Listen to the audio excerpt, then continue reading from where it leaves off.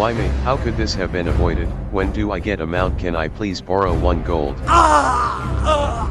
Hey, did you die in Elwynn again? Did you? What happened? What went wrong? You don't know how to play? You want help? I can help you. Yeah, I'll help you, dude. Is that what you want? You want to be good at the game? I'll make the video right now. I just gotta change my shirt and we'll do it, okay? Level 60, here we come. Here we go. First off, I decided to make a warrior since they're objectively the hardest class for hardcore, and I want to show that you can level any class if you improve your game knowledge. We're gonna start off by crafting a horrifically ugly character, someone that makes other people uncomfortable just by being in the same room with them. Oh, there we go. That hits a little too close to home. Now we gotta name him. Now the strategy here is to use something truly pathetic so that people will feel really bad for you while you're on your journey and give you lots of buffs and stuff. After a lot of contemplation, I ended up going with, please buff me, thank you, because my parents raised a good boy who always uses his manners. Just gotta read some boring stuff about being a good person, and we're in. The noble humans of Stormwind. I'm getting notifications that people are dying while I'm in the cutscene. Not a great sign. Once you're in control of your character, take off your pants. We're not gonna need those. You can lose the boots too. And the shirt while you're at it. Yeah, now we're ready. Talking to people with exclamation points over their head will let you accept quests from them. We love these. They give the big XP, which helps us level up our characters. Quick side note, get the Questy add-on. It will tell you where quest givers and quest objectives are, as well as the recommended level for the quest. Very useful. All right, it's time for your first lesson in combat. You see these yellow health bars? We love these. It means these guys don't care about you at all until you start smacking them. These fights are always on your terms. Start when you're ready and take note of their level. It's not gonna matter too much right now, but it's very important for later. You can also play around with your camera view. You should probably spend about 30 seconds in first person mode just so you can fully appreciate how terrible it is and then never use it again. By the way, don't look at the bodies on the ground, all right? Don't look at them. Look at me, okay? You're doing great. You're doing so good. Me and your mom are so proud of you. Chances are pretty good you'll pick up some loot from these guys. Always equip those if you can. The game lets you compare the pieces by scrolling over them, and you always want as much armor as you can get, even if the item is gray quality.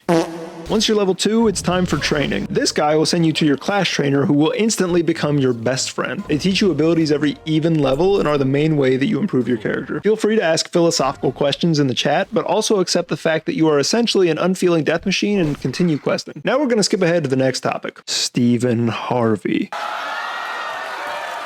This next quest introduces a new mechanic, the red health bar. This means the mob is aggressive or hostile, and they will attack you if you get too close to them. This can quickly get out of hand if you're not paying attention and accidentally pull multiple mobs. You may have noticed that in all the clips I've shown, I'm only fighting one person at a time. This is generally a pretty good rule of thumb for leveling any character, but it's almost essential for warriors. Don't play warriors. By the way, I'm not kidding when I say that they're the worst class for hardcore. Anyways, try to only fight one enemy at a time if you can, maybe 2 if you're a few levels higher than them. Don't get cocky. Once we're level 4, we go back for our training. Remember to read what your new abilities do and to manually place them on your action bar. Head back to the vineyard, keep your eyes peeled, and get some grapes, my man. How did putting on pants make me look more homeless? When I was heading back to turn that quest in, I got my first stamina buff from a priest. Did she buff me because of my very polite name? You can't prove she didn't. Checkmate, bozo. I'm sorry. Your first big test on your road to 60 is Garrick Padfoot. He's not a particularly tough guy, and he doesn't do anything the other Defias members haven't already done to you, but I mean, look at him. He's dripped out. The man can dress. He's always got another guy with him, so the strategy is to focus Garrick down as fast as you can and then take down his buddy. You want to get the hell out of there, because this dude's respawn is almost instant, which I'm pretty sure is against the rules of hardcore, and I'm working with Blizzard to get his account permabanned. Anyways, turn in the quests, fight some more kobolds, bada bang, bada boom, you're done with the first 5 levels of Hardcore Classic. Now you're only 6 days of in-game time away from being level 60. That's pretty friggin' sweet, dude. Now it's time to leave the safety of Northshire Abbey and head for Goldshire, because we love Shires and our name is Frodo Baggins. Be sure to watch out for any sketchy individuals on the road and take a wide berth if you can't understand what they could possibly be doing here right now. Once you arrive at Goldshire, head to the inn and set your hearthstone to this area. I haven't mentioned it before, but your hearthstone is like a free teleport back to any inn that you set it to, so that's pretty cool. We're coming up on one of the most dangerous places in Azeroth, so at the very least, we want to be level 6. So it's time to make the bacon. It's not glamorous work. We're not working towards any quest objectives. We're just grinding. But do this, okay? You need your level 6 training. Do it. If you're a melee class, parry is super important. When you parry something, you essentially block all damage and get to attack your opponent faster, and this is more likely to happen for you the higher your level is compared to your enemy. The inverse is also true. If you're fighting something higher level than you, they will parry you more often and you will get your little cheeks clapped at turbo speed. So again, try to fight things on or below your level. It's time to face one of the toughest challenges of the entire game. You see this? We hate this. This terrifies us. We are undone by the mines.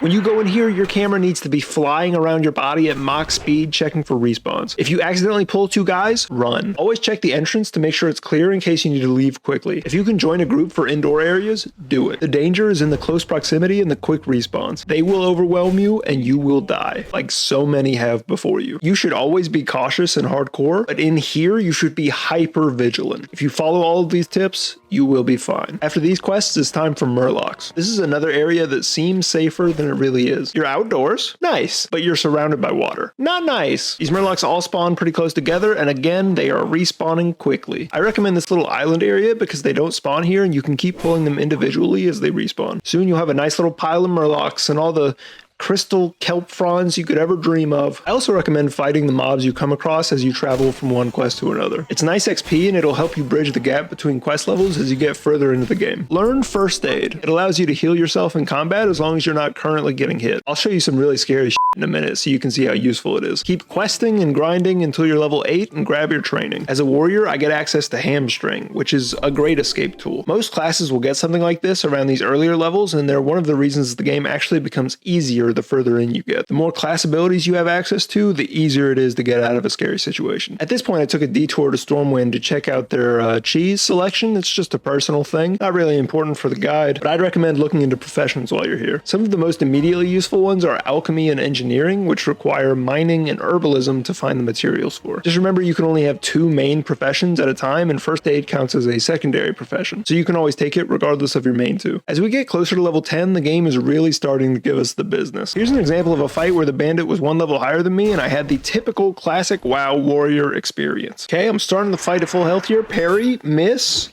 13 days. She kicked me in the face for real. Dodge. Oh boy. Okay. It's not looking good. I'm almost at half health already. She parried again. I'm like, I gotta hamstring her and get out of here, dude. And then I'm like, I don't know. Maybe if I tough it out, I can take her. But dude, this was such a bad idea. I had potions and first aid ready to go, but look at that, down to 24%. She was just 1 level higher than me, and the fight was so crazily stacked in her favor that I almost died. But hey, you know, you live and you learn, right? Also, you don't play warrior. Here we have another cave scenario where it definitely would have been a little spooky to go in alone, but some dudes ran in ahead of me and we cleared the place out together. Don't be afraid to join up with other people for non-group quests. Sometimes it'll make the difference between hitting level 9 and restarting this entire video. Okay, so I'm including this fight because I wanted to show just how good first aid is. Now, as you can see, this wolf is 2 levels higher than me. I'm not having great luck here, dodging, missing. It makes sense, right? I'm not surprised by any of this, but I'm like, oh, it's looking crazy. Let me hamstring, run away. I start healing. Now I get about 18% of my health back. End up finishing the wolf off here, and then look at my health, dude. 18%. Exactly what I needed to survive. Just saying. I picked a bad fight for sure, but look. Also, I know I'm showcasing a lot of risky fights in this video, but that's how runs end. You need to be able to recognize the signs that this one is just not going to go well for you. Like when I fought this bear and I was like, all right, man, you win. And I just straight up left. Piece of shit, bear. Now this part would be just as crazy as the mines if most people ever made it here in the first place. This Murloc camp is insane. The Murlocs are very tightly grouped together. They run quickly. They drink potions to heal themselves. And what we need is right there in the middle of them. It's a nightmare. I had a crazy time trying to get this quest done, and without other people, it would have been nearly impossible. My only advice is to be very careful with your pulls. Run if you pull anything more than 1 Murloc, and make sure you have an empty slot in your bags in case you actually want to pick up the follow-up quest. Another quest has you fighting Defias bandits for their bandanas. This one isn't nearly as dangerous as the Murlocs, but you still need to watch out for groups. Also, don't go in this house. They will destroy you. The prize pig princess is walking around here, and you definitely want to group up with at least 1 more person because her buddies are straight up villains. All of these quests take place very close to Red Ridge Mountains on the edge of the map, and in my non-hardcore runs, I would always walk over there and pick up the flight path just to make things easier later. But when I looked at the Red Ridge map with my death log activated, I saw the heat map. I saw the heat map for the zone. Yeah, people are dying everywhere. Don't go to Red Ridge, okay? Don't risk it. You will be a statistic. Finish turning in all your quests and hopefully you will ding to level 10. Amazing. You are now higher level than like 80% of characters created in hardcore. Pat yourself on the back. Like the video, call your mother. You've done it. GG's and well played. Hopefully you can take some of these tips with you on your journey and you'll be able to look back fondly on the pantsless warrior who always believed in you, even when you were having just a real hard time at the very beginning. All right. Good luck. See you later. Bye-bye.